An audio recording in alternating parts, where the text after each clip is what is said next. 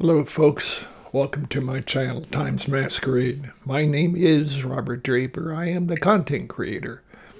This video is the third in a three-part video, long form. Each video is about an hour. Yeah, I know. It's beyond the attention span of many people, but I believe you'll be richly rewarded if you have the patience to go through these. First two videos I did were what I call foundational videos. This channel concerns itself with an alternative form of time, or with a parallel form of time to what we've always known of as chronos time or chronological time. So the focus this video is on a symbol that you can see in the lower left-hand corner. That was the universal symbol that was greatly honored by every major civilization on Earth. And they used it as a building block for their societies. The first two videos had gone through the first two parts of this symbol, which actually stands for, believe it or not, the universe or the cosmos. So it has three parts to it. I've taken the liberty to color code it. And it is simplicity itself, yet it's not simplistic. So the red horizontal line actually stands for the ground we walk on. Yes, that is our physical reality. And that I constructed that in the first video. The second video, I went on to the spirit axis, which is the gold or yellow line that directly bisects that. And each one of these, each line, or the horizontal and the physical, they each have four constellations on either end of it. For the physical, it's two in the east and two in the west, and for the vertical, it's two in the north and two in the south. It's important you understand the foundation because context is critical. This video, like a lot I'll be doing, will be, for many people, maybe you begin to feel like you're being turned inside out and upside down because this other form of time is a reality. It's been a reality for thousands of years, and many folks just don't know it. But now we're going to get into the part that if you're a human being, you're going to be very interested in this part, because the blue X actually stands for humanity. And I believe that it's situated directly in between the physical and the spirit. In other words, we're not totally physical. We have a spiritual part, and yet we're not totally spiritual. We're obviously a combination of both, and that is exactly where this symbol is going to take us. So this is where the real horse race begins, if you will, with the X, because we're going to find now that chronological time is going to show up within this X, yet it won't show up in the way that we're familiar with, which is circular, round and round, linear and consecutive. It shows up just according to the archaic Greek definition of this form of time. They called it Kairos time, Kairos.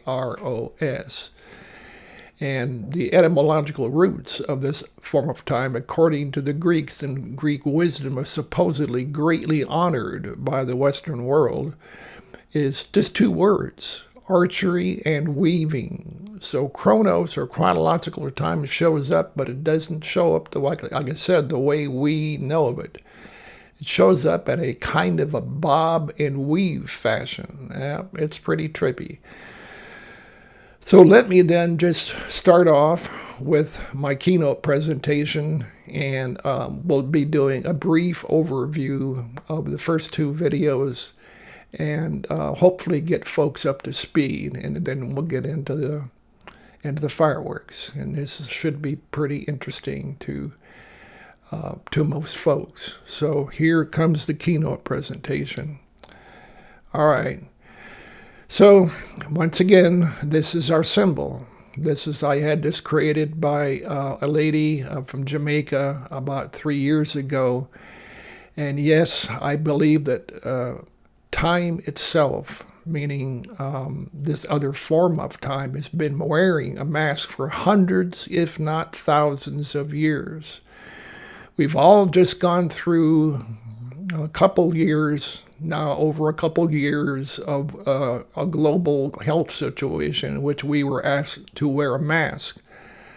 But this other form of time has been wearing a mask for hundreds, if not a couple thousand years. So I just wanted to hopefully make that clearer to people that there are two forms of time in extant, actually, and that they are married. There's an intimate relationship between them. So this is the symbol. Once again, the red, the physical, the gold or yellow, that's the spirit world. And we're going to start getting into the X right now. Those of you who love and, well, not love, but those of you who are interested in the global intelligence agencies around the world and in our country, well, my country, the United States, they will often classify their top secret papers, X-Files. As a matter of fact, there was a pretty famous series called The X-Files that had to do with otherworldly situations, supposedly. And I believe there's a very good reasons I'll be bringing out why some of the people at the top may be partial initiates to this system. Alrighty. So the symbol I introduced the last two videos and this video now that I showed you in the lower left-hand corner, that actually does stand for the universe or the cosmos. So our particular neighborhood we're in, meaning our Earth, the sun and the moon and the planets, they lie in a fairly flat plane. That's our neighborhood, but it's also called the ecliptic. So this is an important definition. We lie in a zone of our solar system, and just what I just said, it is a fairly flat plane that is maybe 6 or 7 degrees off center, so, but it's fairly flat. And the other words for that would be the ecliptic, something like a giant dinner plate or flat tortilla, something like that. And again, we go back to the Michael Jackson tune, ABC, do, re, mi, 1, 2, 3. Because in addition to our solar system surrounding us, but in this same zone or hood or neighborhood is the zodiac. And the zodiac is the 12 numbers on your watch or clock on the wall that actually stand for constellations. And the third part is, this is another one of these believe it or not situations or Twilight Zone things begin to come to play, that the very axis of our universe is in this same plane that we're in, or more than likely vice versa. We're in the thin plane of the universe. A number of years ago, short years ago, the European Space Agency did some research on the supposed Big Bang, and they came up with a graphical map of the cosmic background microwave radiation. And it actually showed one of the very first models of the universe, and it was that, again, the universe itself is modeled after what I just said about this flat plane. And unfortunately, the scientists at that time did call it the axis of evil. I don't know why they did that, but it's kind of a sour slant to the whole thing. However, 1, 2, 3. So basically, you just take your watch, your clock on the wall, look at it sideways. That's ecliptic. So that's where we are. So, yep, this is a very special neighborhood. And the zodiac, again, is the 12 constellations. However, there's more than that in the heavens, and it was known for thousands of years that each constellation has 3 more other constellations that surround it, and those 3 constellations that surround each one of the 12 is called a decan. I'm not going to go down the rabbit hole of all 48 constellations because this is an overview, but occasionally they definitely come into play. So this is a the triangle is 3 more constellations that help explain the main, correct. So then this is a story actually with 48 chapters, almost like a Hollywood movie. When they create major Hollywood movies, they whiteboard them and put cells up for story flow. So this has been whiteboarded eons ago. Who knows how long ago? A long time ago. However, now if you add 2 more units or entities in here, meaning the sun and the moon, because those are the mechanisms in which we tell time, that's the background, that would be a word called Pentecost, and it means count 50. And yes, the Bible begins to come into play here big time. All right. So this has been a process of elimination to get up to this point. Thus far, in the first 2 videos, the construction, and it's important, the details, how I came to the conclusion that each of the physical and each of the spiritual, they each have 4 constellations. Yes, that's 8. So we've eliminated 8 constellations. This is important. And they are, in the east of the physical, it would be Gemini and Cancer. In the west, it's Sagittarius and Scorpio. Going to the spirit axis, it's the Leo and Virgo, which I believe is the Sphinx. And in the south, it's Pisces and Aquarius. Yes, we are currently in the age of Pisces, so some folks should be perking up about this point. And this is the physical layout of the ones accounted for. There's 8 in the black that have been accounted for. The ones in the pink or the light red, I guess, will be the ones that we're going to be addressing now. So this mystery is going to come to a conclusion, hopefully, by the end of this video. So, once again, I want to reiterate our part in this story, or humanity's part in this story. I call it stuck in the middle with you, because we are midway. And it sounds like kindergarten stuff. I don't mean to be talking down to anybody. However, this is the way I was introduced to it, and there's some profound things having to do with our reality, including stuff like plasma physics and stuff. But I'm not going to get into all that stuff right now, but it's very real, and it fits into this model. So, we can bring in Leonardo da Vinci at this point. I believe that Leonardo was an initiate of this system. Why? Because he created something called the Vitruvian Man, and that's right under our X. He has a man, laid out, and his torso would represent the spirit axis with his arms straight out. That's his torso is the spirit axis. His arms straight out is a physical axis. Boom, 1, 2. The third is where he has another set of arms, rather unusual, A. And down below, he has his legs splayed also. That's the X. And I've noted here that what is peculiar to our axis, to our part in this amazing celestial wisdom situation we're getting into, is that these 2 lines of the X equates to our base to a bilateral system of opposites, meaning male and female, left brain, right brain, consciousness, unconsciousness. You can go on for quite a bit more than that. But this nails it as far as our entry into this system. And yes, we are positioned in the middle of the physical and spirit. We are, every day we make choices and create our own reality. Basically, that's what I'm saying.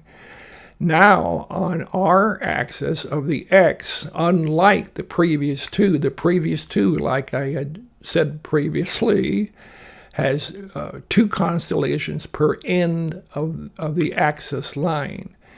The X has only one per each end, meaning the remaining 4 to finish off the 12. And so, we're going to begin this story flow, or the continuation of this narrative.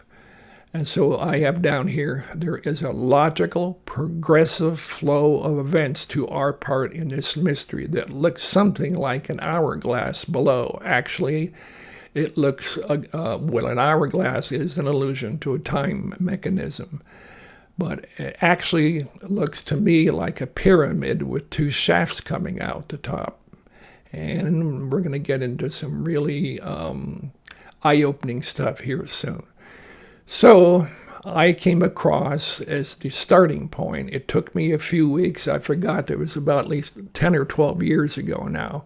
But I knew that each item I had been introduced to in the last 2 videos, there was always some kind of a quandary, and then it was solved if you just kept on going. And there was a balance and a counterbalance.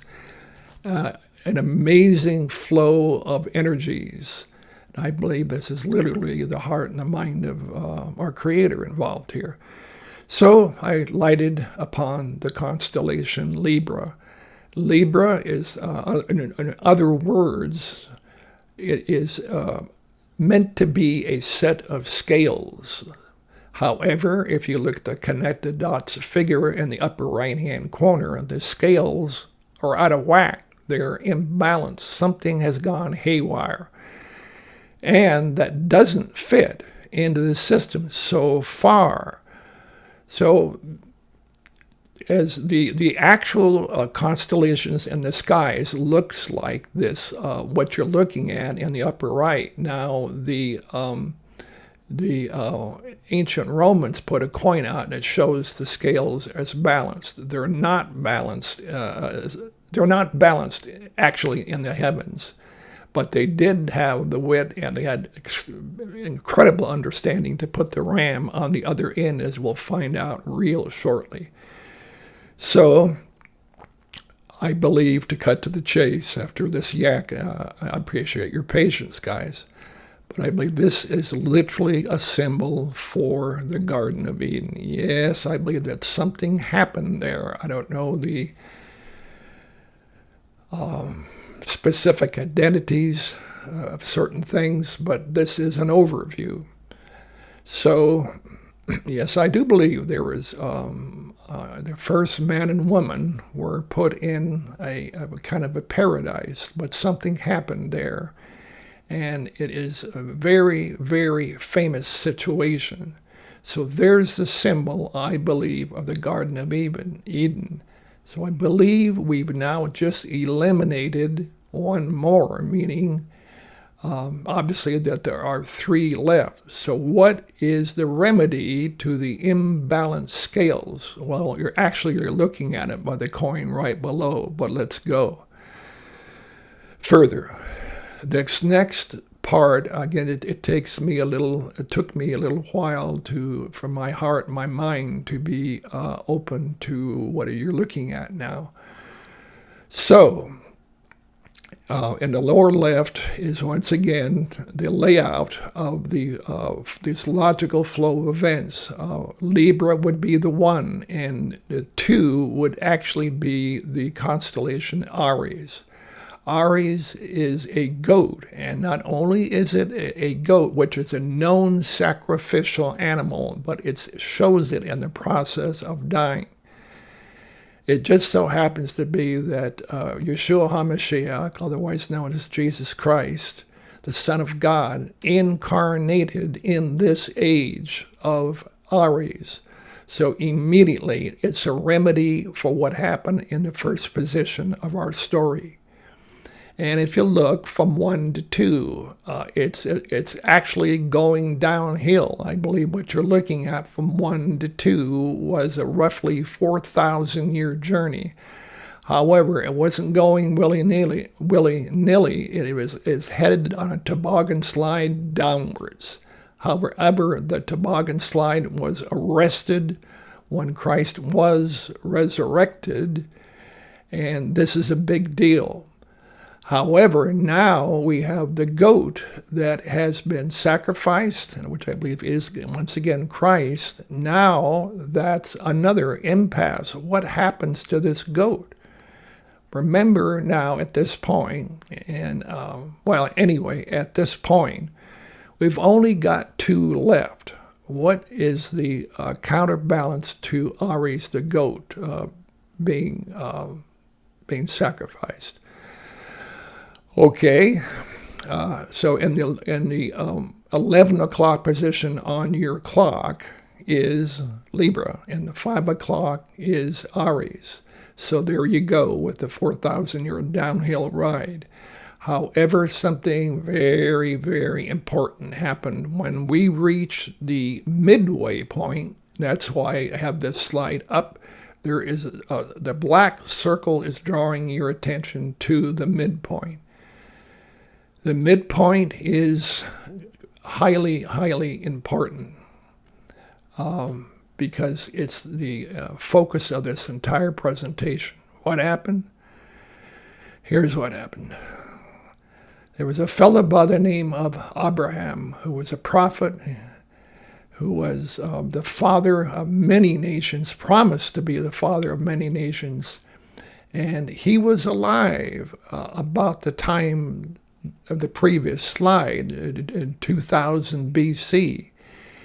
And a number of things, critical pivot point things happened during this man's life. The Christian world honors him, as does the Jewish world honor him, and the Muslims honor him. What is going on with this man? Well, he, after he went through some pretty stiff trials, he was greatly beloved by the Creator and promised the land in which he had been walking, and that his descendants would become multitudinous, many. He'd be the father of many nations. And he was approached, I believe, by a pre-incarnate Jesus Christ, and warned that the cities of the plain, commonly known as Sodom and Gomorrah, there were actually 5 cities involved, but the scriptures did bring out to Abraham that they were going to undergo a severe judgment. And Abraham, being Abraham, he attempted to negotiate with their fate. It didn't quite work, but he gave it a shot. So this is very important. This is one of the big pivot points of this presentation. And guys, I'll just have to say here that, again, the difference between chronological time, which we know of, it is known of as the line of time, being circular and repetitious, linear and consecutive. I believe, and anyway, the other form of time where I'm attempting to introduce, called Kairos time, is multi-dimensional. It's kind of like the difference between playing chess and playing 3-dimensional game of checkers. A lot of stuff is going on at the same time in this Kairos world, which is, I believe, a reality. So here we go. There's only 2 left. And we've accounted for 11 and 5. And now we're at the 8 o'clock and the 2 o'clock position. There's only 2 constellations left. All right. So remember, the goat was in the kneeling position and dying, and the goat, the sacrificial goat, I believe, was our Savior. So what happens next? Well, between the between the 5 and the 8, that is roughly a 2,000-year period. And that this journey between the 5 and the 8, if you'll pay careful attention, it is underneath the visibility of the physical world, and I will hopefully explain that shortly. But we've been on a journey almost 2,000 years, and Christ promised that he would return. He's not going to return in the situation he was in before. He's going to return in a stunning display of his actual presence and glory. So here's what I believe is actually going to happen. So the story of Flovex continues, and the story continues with Capricorn at the 8 o'clock position. And it actually shows, as there is a beautiful Roman gold coin down on the lower right-hand side, that is Capricorn. It's a dual-natured creature, half goat and half fish. The goat, I believe, is the same goat we just got through talking about 2,000 years ago. Here it's shown as half goat and half fish. I believe it shows the goat is morphing, or it's changing into the spirit world.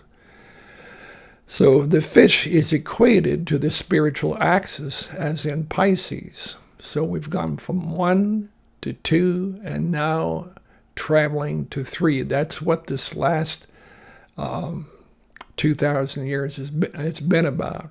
However, something really, really important within a high 90 percentile in our lifetime that created what I believe is a shift to the last constellation. But let's further get into this Capricorn, because we're nailing it right now to our current age.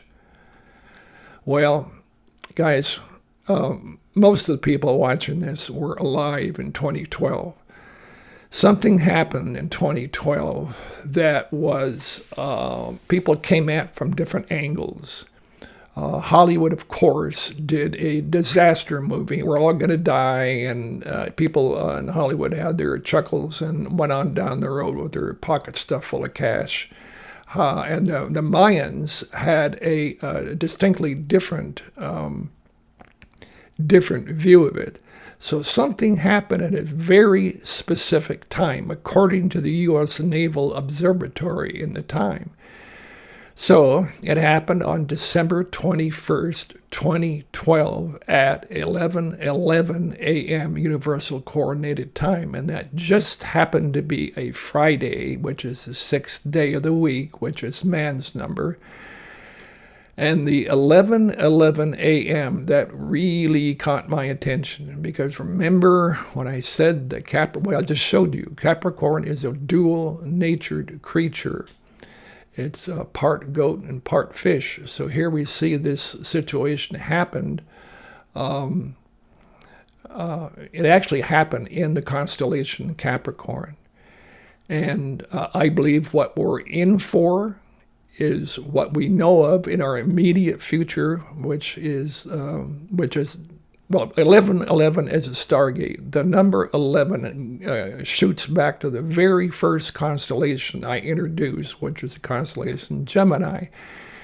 And the way my whole fascination with this system showed up was that I started to do research on the constellation Gemini. Gemini was known as the twins. Very famous in Greek and Roman mythology. As a matter of fact, the founding of Rome is based on them. But one entity was physical, one entity was from the spirit world.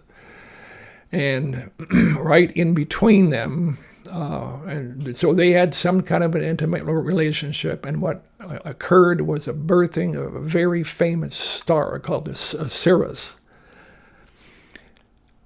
So, and this was known throughout the ancient world about these twins. But here we have the twins showing up, but what we have here is a double stargate, meaning that our immediate future is going to have both a physical reality, however, if we live to that time, and many people will, we're going to be introduced to the spirit world in a rather startling fashion. So however, it's going to be both a physical and a spiritual portal lying directly ahead of us. And for a brief moment at the time I've just been going over above there, the sun entered into the constellation Capricorn. And according to an author, John Major Jenkins, and he wrote a book called Beyond 2012. And here's his quote that has to do with what we're talking about.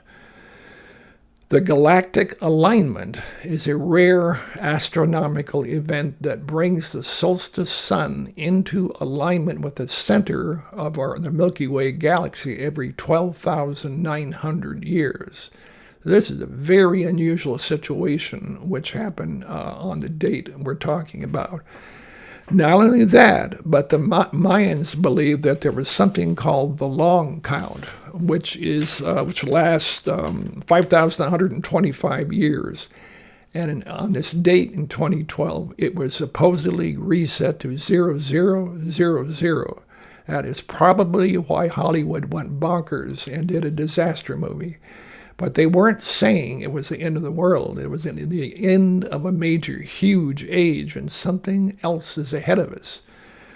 And some folks also believe that it could have been the marking of the end of what's called the Great Year.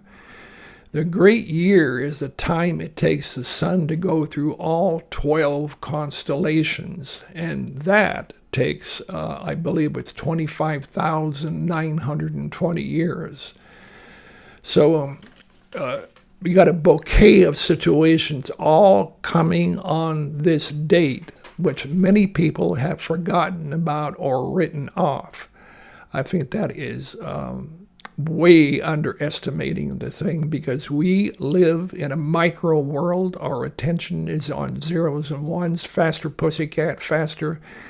And I believe we just need to get out of wherever we are, if only for a brief moment.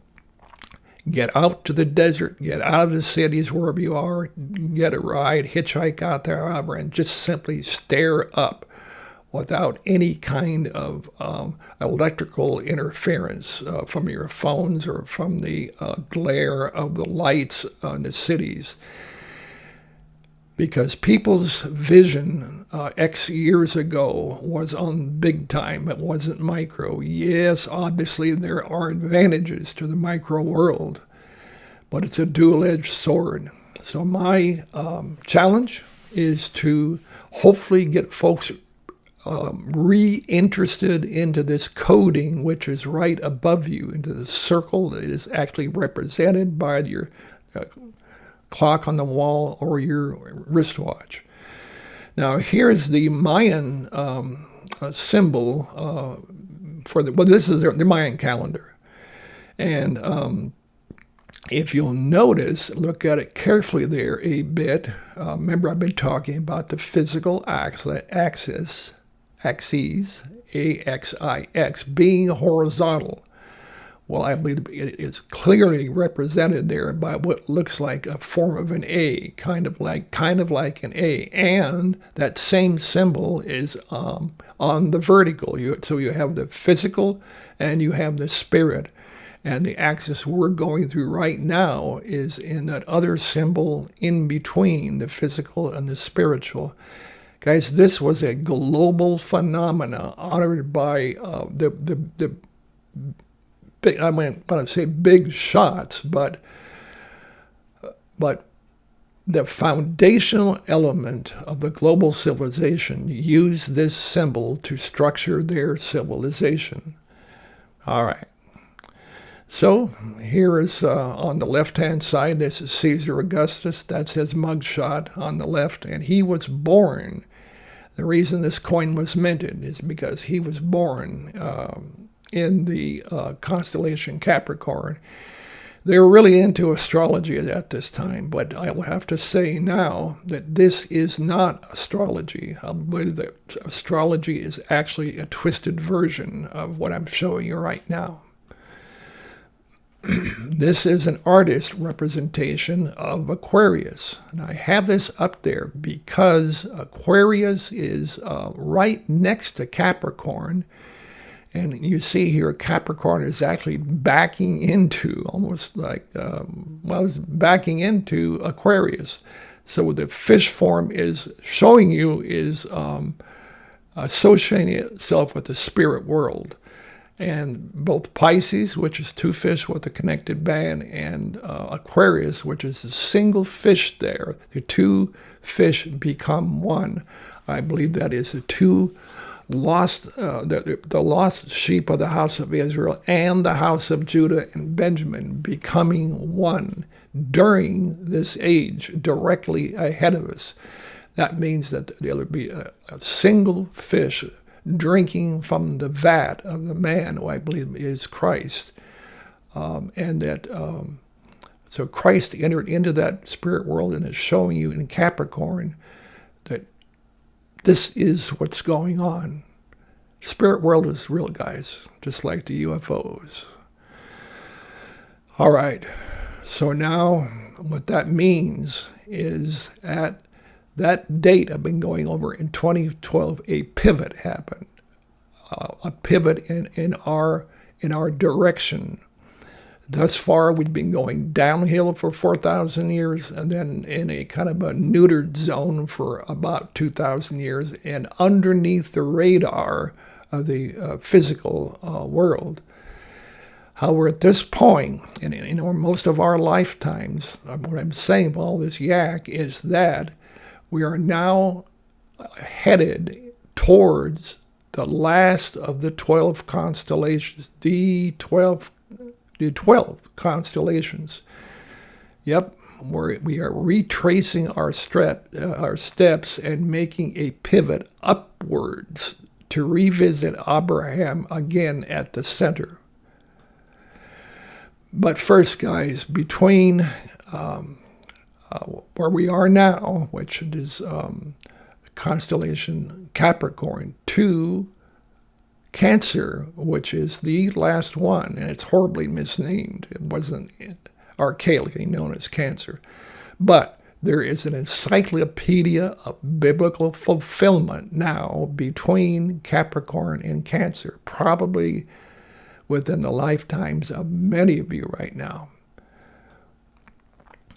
And this is something I didn't initially want to touch with the 10-foot pole, but I could not avoid it. And it plays another structural key part in this. Yes, you're looking at the Great Pyramid of Egypt and the Sphinx. So the Great Pyramid now is going to show up because the Great Pyramid is dead center in this. So this shift in direction triggered the Great Pyramid of Giza. That may sound weird, but let me go on here. Yes, today it is beaten up and looking the worse for the wear, meaning that, well, modern-day Cairo was built with the limestone blocks that was the glory of the Great Pyramid. So I forgot when it was, 1200 AD or thereabouts. The Great Pyramid was stripped of its glory and used to build modern-day Cairo. However, even though right now it looks the way you're looking at it, it still accurately reflects, I believe, the spiritual situation that we live in, which is a state of, I believe, spiritual decay. So it's still an accurate witness, as per Isaiah 19. Quote, "In that day there shall be a pillar to the Lord in the middle of the land of Egypt," and the Great Pyramid and the entire Giza complex is right in the midst of Lower Egypt and Upper Egypt, and a pillar at the border thereof to the Lord. And it shall be, meaning the Great Pyramid, for a sign and for a witness unto the Lord of hosts in the land of Egypt. So a sign tells you something, and I will be going over, I believe, what this sign is going to do. It's intel. It's IT. And the Great Pyramid is IT. It is coding for this circular situation we've been going through all along, and it's very articulate, as we'll see. All right, towards the end of the Second World War, there was a British Royal Air Force officer that was going over, he was flying over the Great Pyramid and the Giza complex, and he took one of the first aerial photographs of the Giza complex. And this is what was shown. He took the picture. It was either on a solstice or an equinox. I forgot which one. But the point of it being, it revealed that both the Great Pyramid in the upper right and the pyramid and the little pyramid down below, they actually have 8 sides, not 4. As you see, there is a subtle indentation which you often cannot see from the ground, but it's being exposed here. So the Great Pyramid then has 8 sides, as per the symbol I've been showing you. And this is very, very important. And the pyramid in the middle, well, the Great Pyramid is known as a Pyramid of Khufu. I don't believe that Khufu built it at all. I believe it's much older than Khufu. But anyway, that's the name it's known by most of the archaeological world. And the pyramid in the center is Khafre. It does not have any indentations on it. Now, this is simple Simon stuff, but I'll hopefully bring it all together in a few seconds here. And the little guy in the lower left-hand corner does have the indentations. That is known as Menkar. Okay, so here's what I think is actually going on. Christ made a number of startling statements while he was here. And one of them, he said, "I am the light of the world." Can you imagine anybody actually saying that and being serious about it? But he said it. So here's what I think actually this complex, this is an aerial shot of the entire Giza complex. I believe the little one, Menkar, with the 8 sides, is the first incarnation of Christ. And remember I said it's been a roughly 2,000-year journey under the radar. I believe that is what the Khafre, the middle pyramid, doesn't have the light. It does. It's put there, I believe, as a position marker to denote the 7 ages of the church that have been fairly quiet. But that right in front of the pyramid, or the middle pyramid, is the Sphinx. And the Sphinx is a combo of Leo and Virgo. It's another dual-natured creature. It's the body of a lion and the head of a woman. Now, there are advantages in being a numismatist, and a numismatist is simply a person that studies coins, like many archaeologists do. They're delighted when they find coins that situate in situ, supposedly, that reveal the aging of whatever they're going after. Now, with all that yak, the pyramid, the Sphinx is, I believe, a type of the marriage of Christ and his church.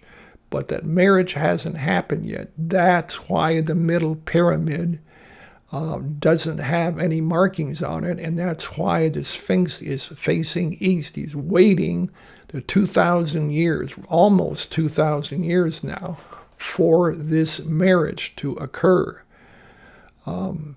And oftentimes in tourist photographs and so forth, you will see photographs taken of the Sphinx and the Great Pyramid, making it appear that the Sphinx is in front of the Great Pyramid. In reality, as you see, the Sphinx is in front of the middle pyramid.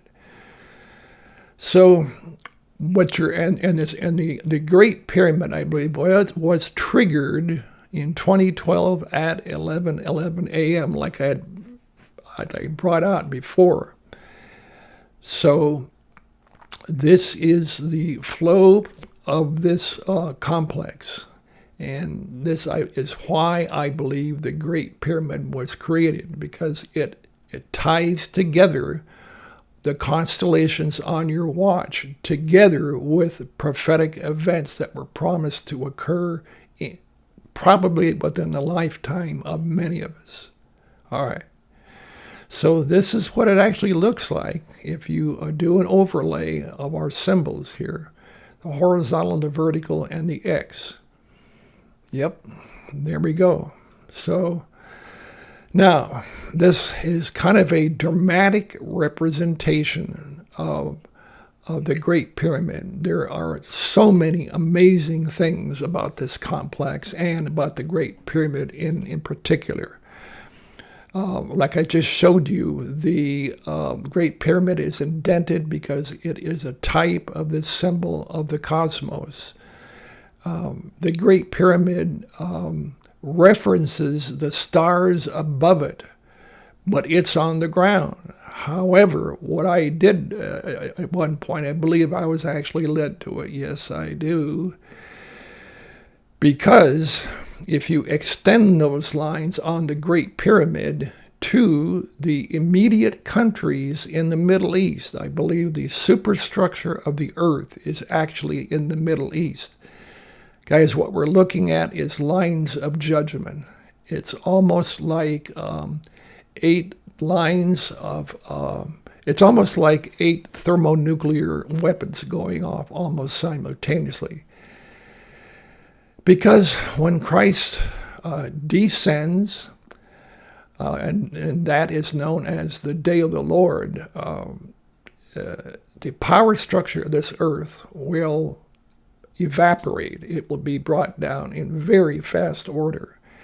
And so we're going to do a little bit of research now into where these lines go within the Middle East, because you're looking at lines of judgment. So the pyramid relates to the circle above us in the night sky, meaning the constellations, and it also syncs that up with what's actually happening real time on the earth, and it has been for a few thousand years. There are certain entities that are going to be dealt with, and that is a promise from Most High. So now here we go. Our current entry line, meaning where we are right now, is aiming towards the center. It's aiming towards the Great Pyramid, metaphysically, all right? When the center is reached, fireworks will ensue. Now, something that was just absolutely stunning. Many things are stunning, but I just have to go on. And you could easily do movies and books and everything with the stuff I'm showing right now. And it can be shown and proven in many different ways. But where we are right now, we're going to the center of the Great Pyramid, and that will activate the Great Pyramid for 8 lines of judgment. However, at the same time, and this again is where Kairos time shows up, it's multi-dimensional. You almost are forced to think in different venues at the same time. Because, guys, there was a man by the name of Enoch. He was in the, he was in the pre-flood world. And he was a very unusual character, much beloved by the Father. And the distance between the top of the Great Pyramid, and now we're going on this line, and then the line leads to the tip of Mount Hermon. So what, right? Well, Mount Hermon is a very famous mountain in the Bible. That is a mountain in which the 200 rebel angels descended, and it started doing hanky-panky with some of the women of that time. And they actually attempted to bargain with Enoch because they knew that they were going to be dealt with, and indeed they were and are. So Enoch was a man, I believe, who had a lot to do with the Great Pyramid, maybe even building it, or his immediate kinfolk, his family, meaning Methuselah. So, to reiterate again, from the tip of the Great Pyramid to the top of Mount Hermon, where the UN observation post is precisely 365.07 miles. Another so what for many people, probably. Here's why that's important, and here's where chills should start to go down the spines of some people out there. Enoch lived 365 years, and he was the seventh from Adam. So Enoch is intimately, all of a sudden, connected here. And he wrote. We actually have writings of his writings that are still extant. So somehow Enoch is very important to the Giza complex. He's going to be, I believe, alive again, and he's going to take care of business with the remaining angels that will be here. Okay, now that is one that completes actually 2 lines, and we're talking about north, east, and southwest. That's where we are headed right now. My voice is going out a little bit, but I'm going to finish this. Next, we're going to be going to the east-west line. That would represent the physical axis. And we'll be going clockwise now. We just finished the line that we're on from Capricorn to Cancer. Now we're going to start going clockwise to the east-west line, and that transits through the city of Petra. Petra is the home of Herod the Great, and Muhammad, and was where the children of Israel got stuck on stupid for 38 years. They didn't move for 38 years because they didn't believe Yah. So there's lines of judgment going through this. I'll just leave it at that. And I have your home of Muhammad, Herod the Great, and where Israel spent 38 years. Yep, because of unbelief. Now the other half of that line goes through the Sahara Desert, and this works out perfectly, which is a type of death, a type of the black hole that I mentioned in the first video. Discussed on the West Side video. So what we're talking about is victory over death, because at this point it'll be obvious that the dead in Christ have risen. Now the next line goes through the city of Rome on one end. Yep. And Mecca on the other, right through the city of Rome and right through Mecca. So guys, go figure on that. There's a lot I can say there, but that's what the lines show. And the last line, meaning north and south, the south would be actually the destruction of the Egyptian system, just like the first one coming out of Egypt. This is going to be the second Exodus, and the destruction of the Egyptian system, a global system. And the north line runs through the middle of Turkey, and that is, in the Bible, it mentions that Satan's seat is in that area. And it does go, if you want to follow that line, it runs up into modern-day Ukraine. So talk about being contemporary, eh? So here we go. I just have this slide up here, and it shows the Great Pyramid in the lower left-hand corner with the yellow pin. You can do this yourself. I pinned it right in the top of the Great Pyramid and drew it right at the top of the Mount Hermon summit, right where the UN observation post is. That is phenomenal. So,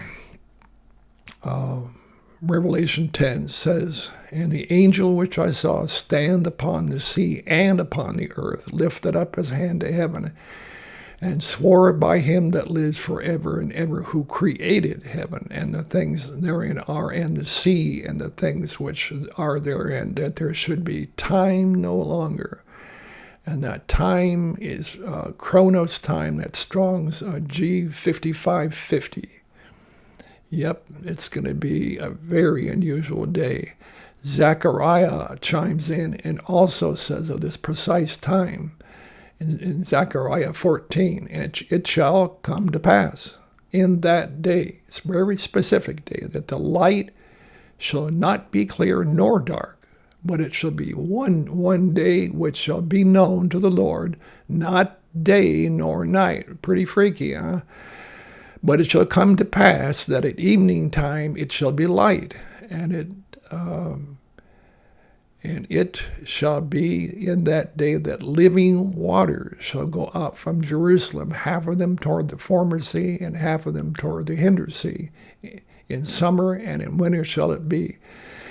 And the Lord shall be king over all the earth. In that day shall there be one Lord, and his name one." So this is, I believe, it's speaking about the 11:11 a.m. Universal Coordinated Time. That means that it's dual stargates, one physical and one spiritual. And at some point it will be evident, resoundingly evident, that what the Greeks called Kairos, but has gone under quite a few different names in the ancient world. This other form of time is the spirit world. It is very, very real. And so Kairos time actually envelops Chronos time, but it's something like the electromagnetic spectrum. We can't see it, but it governs almost everything we do, right down to the very micro things, your cells and so forth. So there's what we have then. It's actually an X with the 2,000 years, the connection between Aries at the bottom of the pyramid and Capricorn. That is when the lights went on, and I realized that this journey actually represents our journey. Mankind's journey is represented by the Great Pyramid at Giza. There is a Great Pyramid with two shafts coming out. It looks like one shaft goes out to the northwest, and that would be with the Garden of Eden, and the answer to that ultimately is in Cancer, as we're going to see. That's a victory. So this is way beyond. I had help with this, so I just want to give Living Creator credit right here. So this is a story flow. We started out at 11 o'clock position, and we went downhill 4,000 years to Aries, and from that point, subtly and quietly, incognito, almost like a special forces unit, we've been underneath the radar for about 2,000 years. And then in 2012, we did a pivot, unbeknownst to 99% of the world's population, probably, and started to do an ascent, going back up to the center. And the center is where everything just rips. It's dramatic, but it's going to be a dramatic day. It's going to be it's going to be adjective defying, really. So now our attention shifts to the last constellation, Cancer. And here I have what I call a straight shot. In other words, if we're simply to line these things up to what we're used to doing, chronological time, you would literally start with Aries, and then we start with Libra, rather, and then go to Aries, and then go to Capricorn, and then go to Cancer. So I just am doing a layout. You can do this boogie in different ways, but it's actually saying the same thing.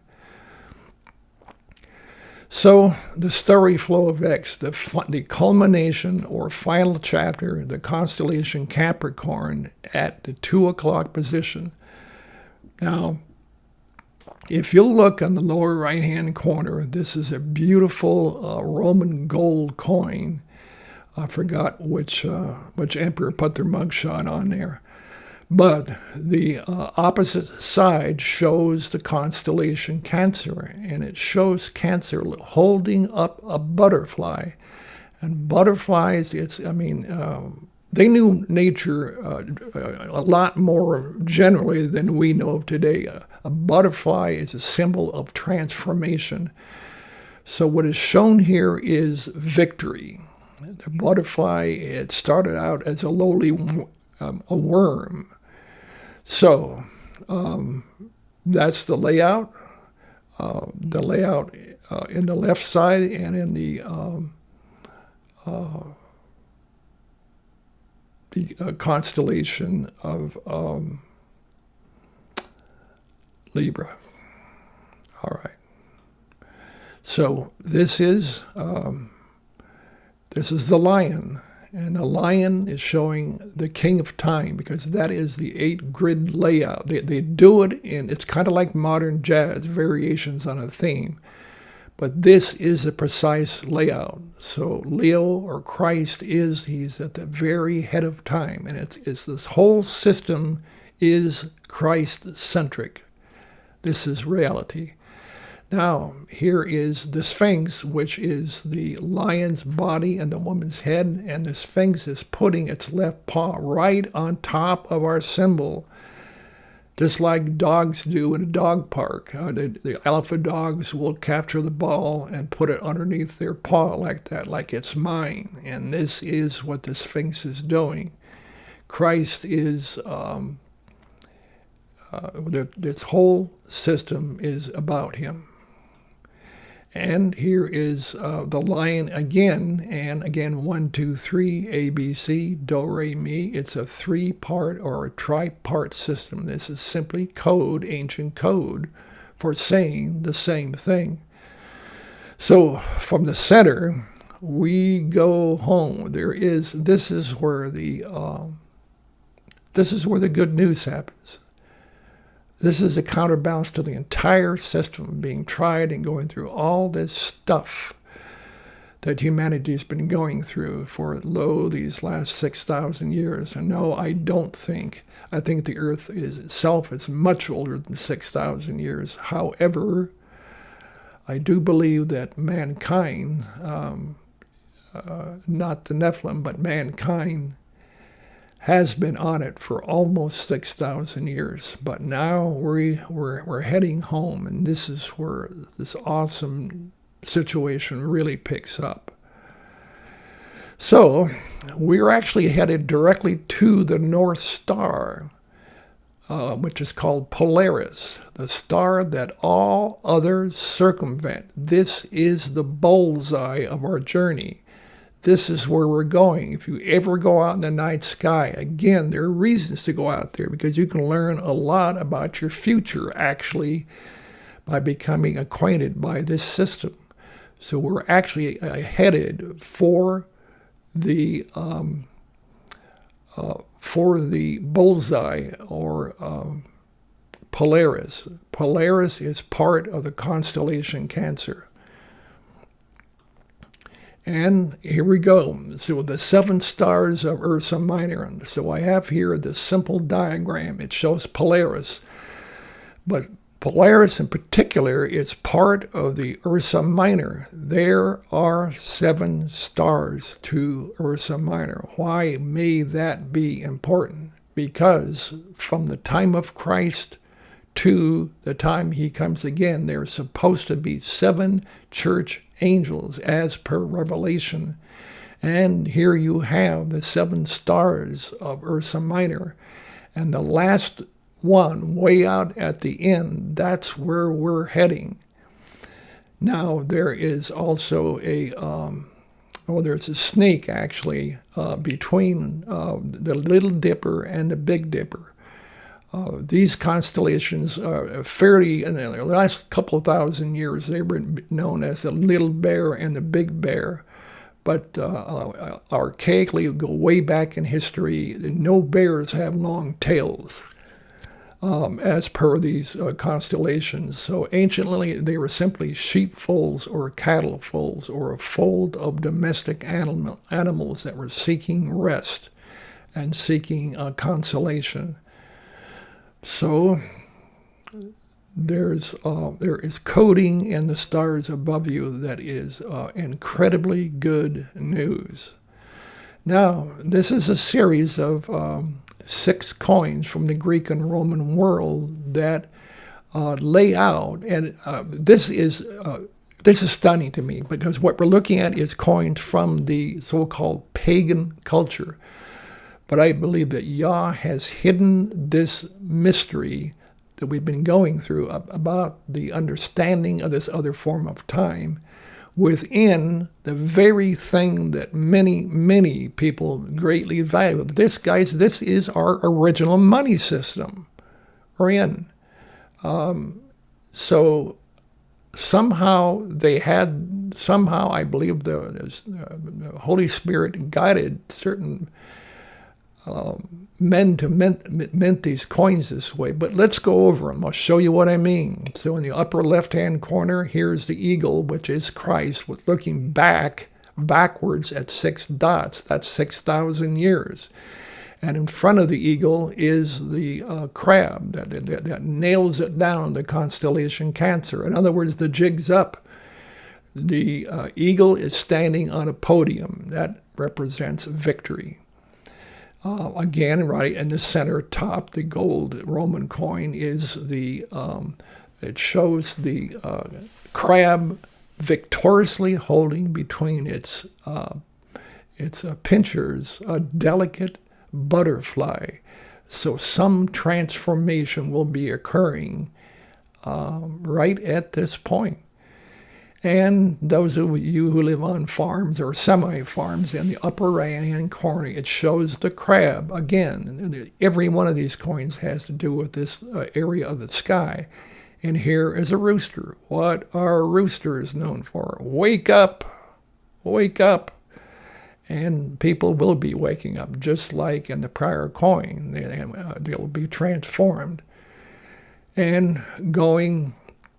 Let's see, let's just go down to the next one. Here is a rooster confronting the lion. Again, it's the wake up in the time of the lion's victory.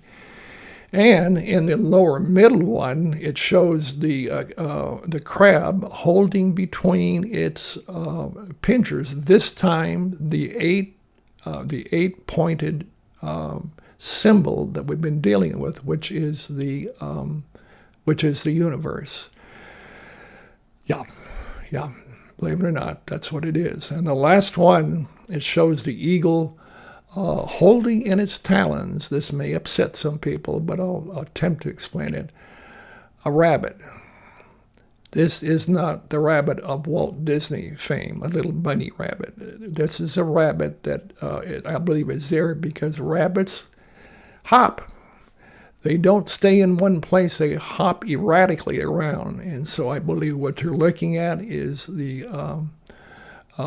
decimation of the priests of Baal, just like when Elijah, when he was taunting the priests of Baal to call on their God, and they got all excited about that and started to hop all over the place. Well, this is victory over the fake spiritual system that many of us live in. You can interpret that any way you want. And on the other side of the coin, it shows the where we're at. Bingo again. There's cancer, and underneath cancer is a single fish, meaning that is Aquarius. So everything just comes together in an amazing, amazing fashion. Yep, and here we go with cancer types. So here is on the right side, it shows cancer with 2 fish. That means it's Pisces. And so we'll be going from Pisces into Aquarius. And again, the eagle with the bunny rabbit. And this is a wake up again. Yep, it's maybe to some folks this may seem cartoonish, but when you keep on layering this stuff up, it shows the reality of another dimension that has been known by some folks for millennium. And here we go.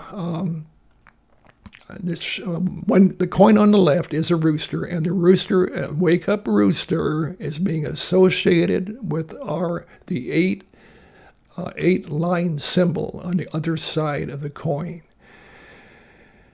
And finally, the eagle is on top of a podium. That means victory. And right next to the eagle is a lightning bolt.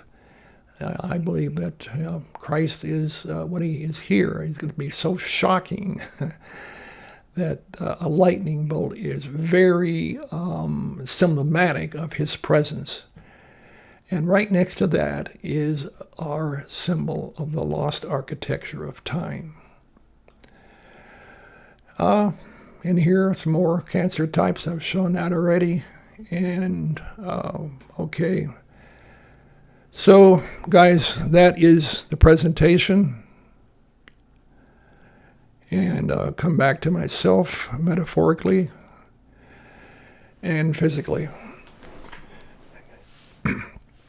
I thank you very much for watching this, because I know it takes patience. And I've had to do this presentation many times to attempt to get a continuity to it. There is a continuity to it. But I hope that that some people out there are intrigued, because this is startling stuff. And unfortunately, as of the date of this recording, which is towards the very end of July 2022, we are just being engulfed with